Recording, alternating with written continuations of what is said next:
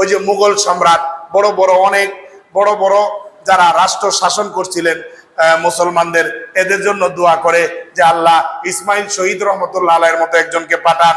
এরকম যখন দোয়া করে তখন আল্লাহ রাব্বুল আলামিন এই কোরআনে আয়াত নাযিল করছেন। তো আগে ঘটনাগুলি হয়ে গেছে, পরে আল্লাহ রাব্বুল আলামিন বলতেছেন এরা দোয়া করে ওয়াজা আল্লাহ না, আল্লাহ আমাদেরকে মিল্লাদুনকা ওয়ালিয়া একটা অভিভাবক পাঠান, ওয়াজা আল্লাহ না মিল্লাদুনকা নাসিরা আপনার পক্ষ থেকে একজন সাহায্যকারী পাঠান।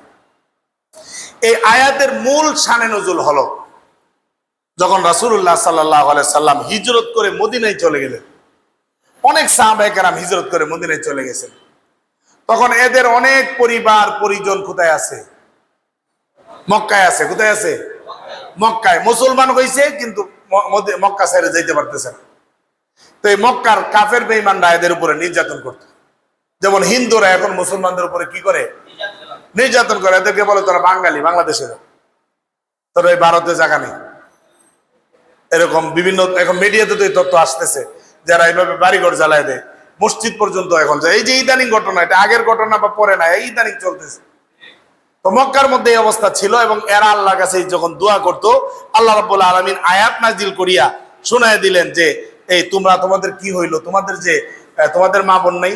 তোমাদের মা বোন আছে। অনেক মুসলমান শিশু নারী এদের উপরে নির্যাতন করতেছে মক্কার কাফেররা। তোমরা কেন জিহাদে বের হও না? তোমরা কেন জিহাদে বের হও না? যাই হোক, আল্লাহ রাব্বুল আলামিন সামনে অনেক লম্বা জিহাদের আলোচনা আসতেই থাকবে। জিহাদের আলোচনা এটা পুরো জঙ্গি আলোচনা না, বরং এটা দেশ রক্ষার আলোচনা, এটা দিন রক্ষার আলোচনা। যেটা আল্লাহ রাব্বুল আলামিন দেখবেন জিহাদের আলোচনা যেরকম পরিষ্কার করে একেবারে ব্যাখ্যা বিশ্লেষণ করে যেভাবে বর্ণনা করেছেন, অন্য কোন বিধানের আলোচনা এইভাবে ব্যাখ্যা বিশ্লেষণ করে বর্ণনা করেন।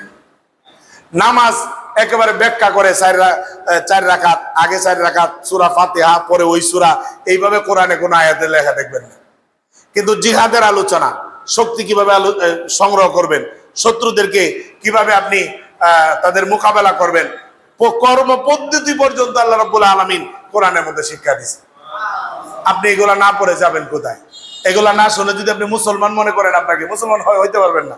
এগুলা বিশ্বাস না করে যদি মনে করেন যে না আমি তো আলহামদুলিল্লাহ অনেক বড় মুসলমান, হবে না, কোনোদিন হবে না।